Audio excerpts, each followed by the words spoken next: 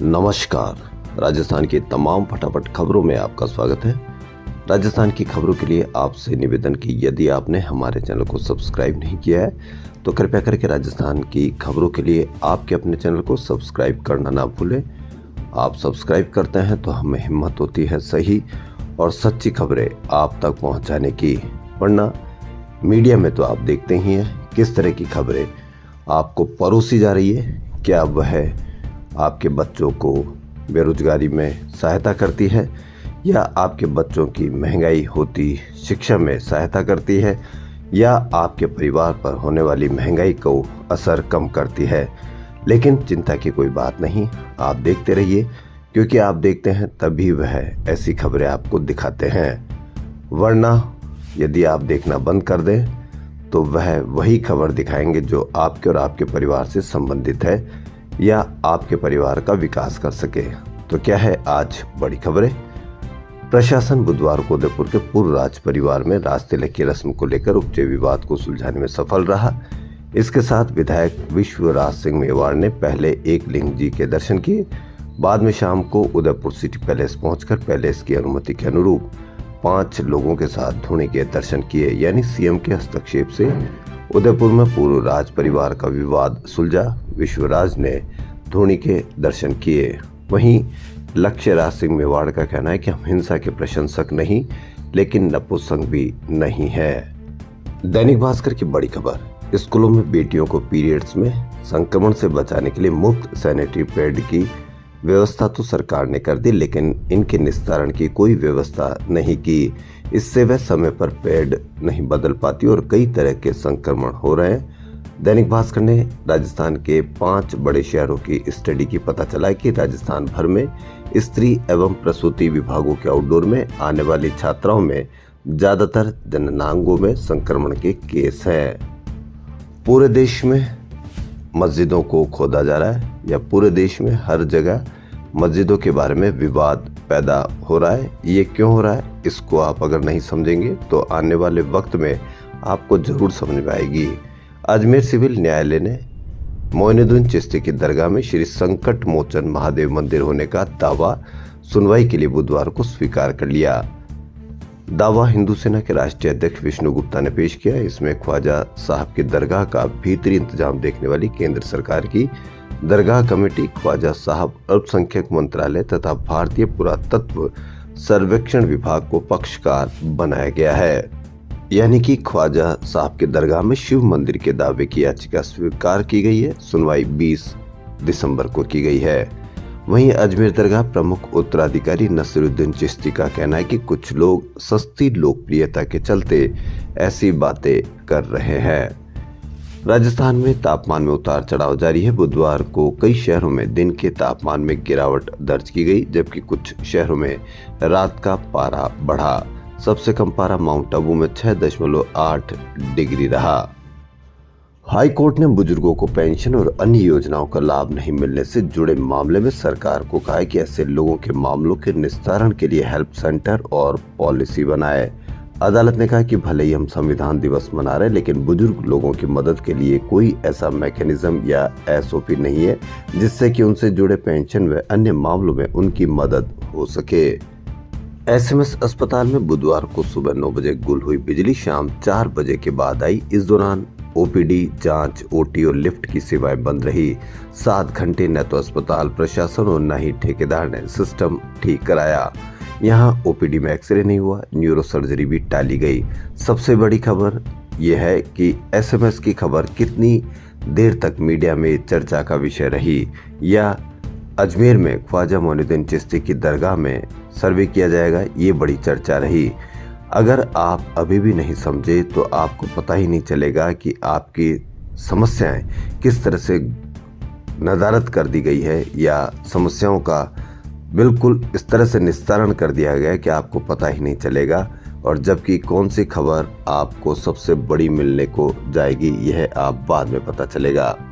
माध्यमिक शिक्षा निदेशालय की ओर से शीतकालीन अवकाश में अर्धवार्षिक परीक्षा रखे जाने को लेकर विवाद खड़ा हो गया था। शिक्षक संगठन इसका विरोध कर रहे थे। इसके बाद अब शिक्षा विभाग ने शीतकालीन अवकाश में परीक्षा नहीं कराने का निर्णय लिया है।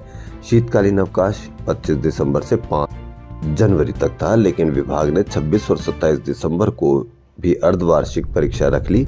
अब निदेशालय ने कहा है कि 14 और 16 दिसंबर को ये अर्धवार्षिक परीक्षा कराई जाएगी। उधर शिक्षक संगठनों ने एक दिन में 2-2 परीक्षाएं रखने और शुल्क में बढ़ोतरी का विरोध किया है। शुल्क में बढ़ोतरी का विरोध भी शिक्षक ही कर रहे हैं, जबकि वो भार बच्चों और बच्चों के अभिभावकों पर आने वाला है।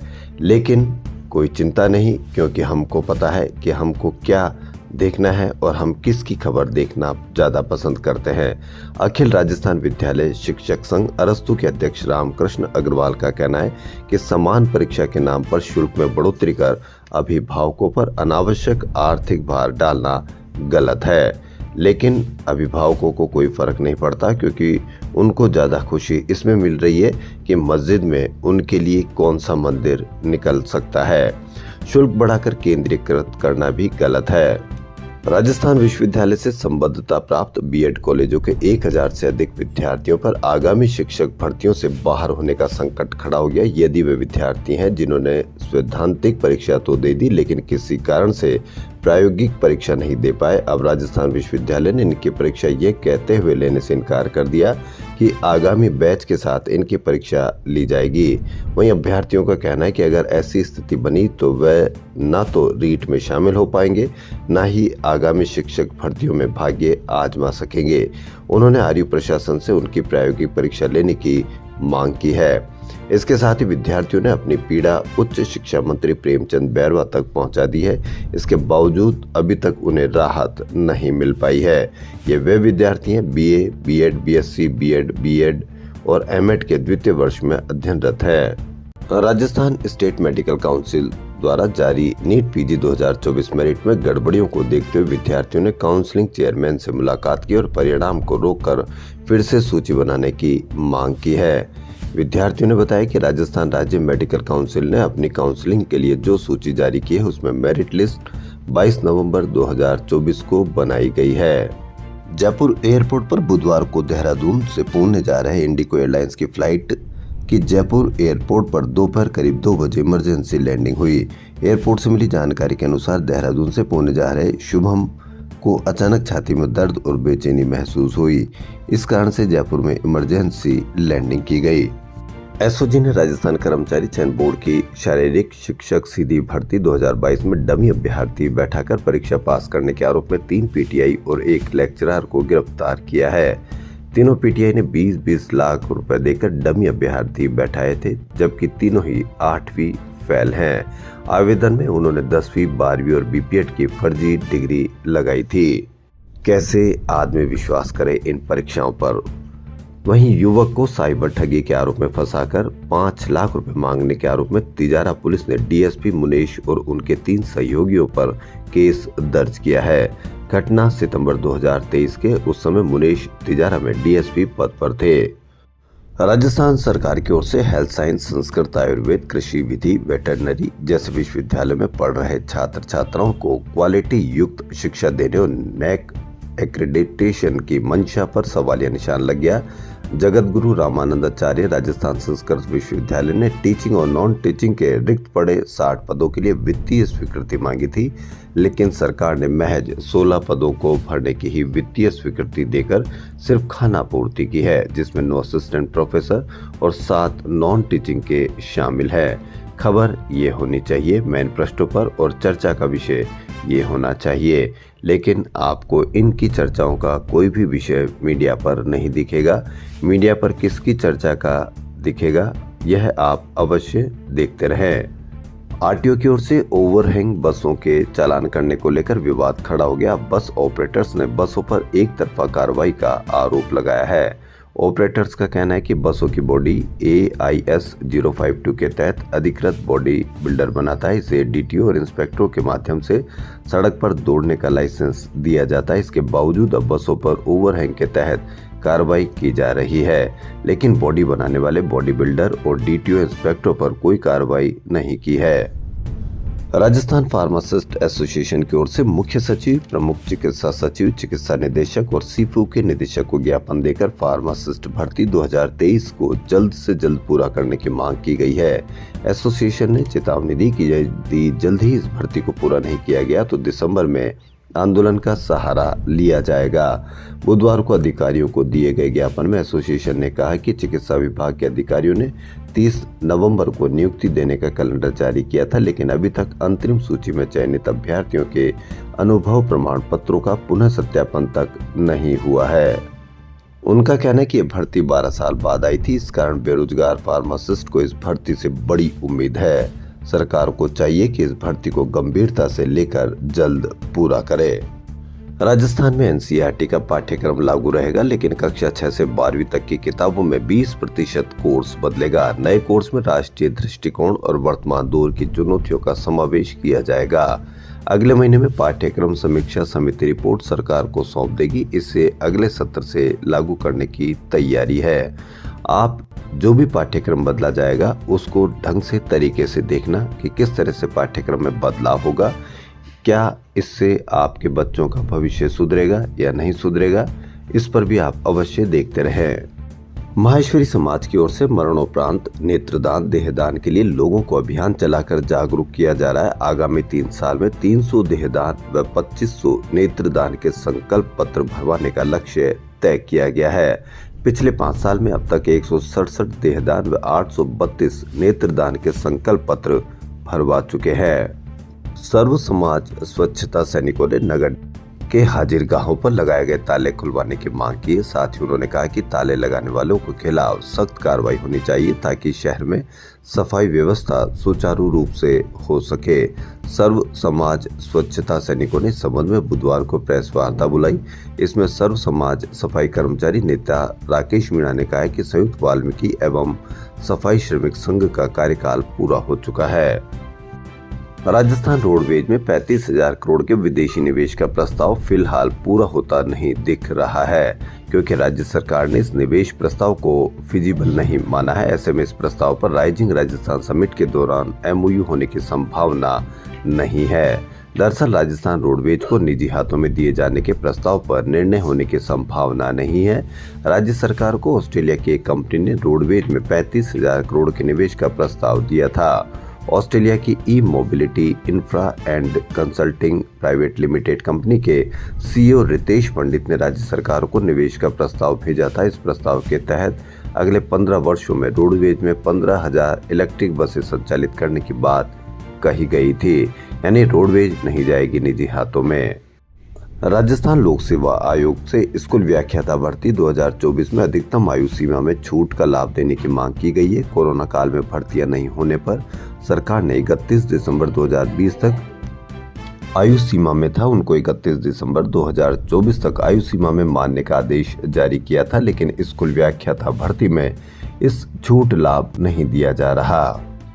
राजस्थान की 7 सीटों पर हुए उपचुनाव में कांग्रेस के एकमात्र जीते दौसा विधायक दीनदयाल बैरवा बुधवार को समर्थकों के साथ जयपुर पहुंचे। बैरवा कांग्रेस के राष्ट्रीय महासचिव सचिन पायलट के आवास पर पहुंचे। सचिन से मुलाकात की पायलट ने दीनदयाल बैरवा के साथ ही सभी नेताओं और कार्यकर्ताओं को दौसा सीट पर उपचुनाव में जीत की बधाई दी। उन्होंने यह भी कहा कि बाकी सीटों पर परिणाम हमारे पक्ष में नहीं आया है, इस पर मंथन किया जाएगा। बैरवा और सचिन की केमिस्ट्री पारिवारिक और पुरानी है। दौसा से आए नेताओं कार्यकर्ताओं को संबोधित करते हुए सचिन पायलट ने कहा कि हम वहां चुनाव जीते हैं जिस पर पूरे देश की निगाहें थी। कार्यकर्ताओं ने मजबूती से चुनाव लड़ा और हर जाति वर्ग के लोगों ने कांग्रेस का साथ दिया, इसलिए यह जीत मिली है। किरोड़ी लाल मीणा को हराने के सवाल पर बैरवा ने चुटकी लेते हुए कहा कि उनके पास डायरेक्ट करंट था, जनता का समर्थन उनके साथ था, जनता का करंट मेरे साथ था और मेरा करंट उधर था, इसलिए बढ़िया चैप दिया। पूर्व मंत्री प्रताप सिंह खाचरियावास ने कहा कि भाजपा सरकार ने अपने 11 महीने के शासन में कांग्रेस सरकार की योजनाओं के नाम बदलने का जो प्रयास किया वह सफल नहीं होगा। इंदिरा गांधी के नाम से चलने वाली सभी जन कल्याणकारी योजनाएं लगभग बंद कर दी गई है। जब इंदिरा गांधी शहरी रोजगार गारंटी कानून के तहत भाजपा ने 11 महीने में एक भी व्यक्ति को रोजगार नहीं दिया, तो अब नाम बदलने का कोई औचित्य नहीं है। जिन 11 योजनाओं के नाम इंदिरा गांधी, राजीव गांधी के नाम पर रखे गए थे, उन पर इरादतन कार्रवाई की गई है। राजस्थान की 7 सीटों पर हुए उपचुनाव में 6 सीटों पर कांग्रेस की हार की जुबानी report PCC chief Govind Singh Dotasra ने दिल्ली में पेश कर दी। प्रदेश प्रभारी सुखजिंदर सिंह रंधावा ने डोटासरा की दिल्ली में मंत्रणा हुई। अब राजस्थान में पर्यवेक्षक फाइनल विश्लेषण कर रिपोर्ट तैयार करेंगे, वह हाईकमान को पेश होगी। साथ ही उपचुनाव में भी भीतरघात और पार्टी विरोधी कार्य करने वाले नेताओं और कार्यकर्ताओं को पार्टी से बाहर करने का भी निर्णय किया जाएगा। कांग्रेस में 2 तरह की चर्चा है। दौसा सीट की जीत को भी कांग्रेस के कारण नहीं बल्कि बीजेपी की गलतियों के कारण जीतना बताया जा रहा है। भाजपा सरकार की आरसी परियोजना को लेकर किए एमओयू पर सचिन पायलट ने सवाल उठाए। उन्होंने कहा कि कहां है एमओयू, दिखाओ, छपवाओ, जनता को दिखाओ कितना पानी मिलेगा। उन्होंने कहा कि इस सरकार में अफसर हावी है, अफसर काम करते तो नेताओं की जरूरत क्या थी। इस सरकार में सत्ता के बड़े केंद्र हैं, कोई किसी को ब्लैकमेल कर रहा है, कोई किसी को, संगठन कुछ बोल रहा है, सरकार कुछ बोल रही है, आपस में ही विरोध है। राइजिंग राजस्थान 2024 का आयोजन अगले माह हो रहा है। इसके लिए सिटी चमकाने का प्लान बनाए। 16 विभागों और निगम प्राधिकरणों के अफसरों को इसका टास्क दिया है। आयोजन की तैयारियों को लेकर स्वायत्त शासन विभाग के प्रमुख सचिव राजेश यादव और यूडीएच के प्रमुख सचिव वैभव गलरिया की उपस्थिति में 16 तरह के अफसरों की बैठक हुई। राजस्थान की खबरों फिलहाल इतना ही। यदि आपको हमारा चैनल पसंद आए तो लाइक, सब्सक्राइब और शेयर अवश्य करें। धन्यवाद।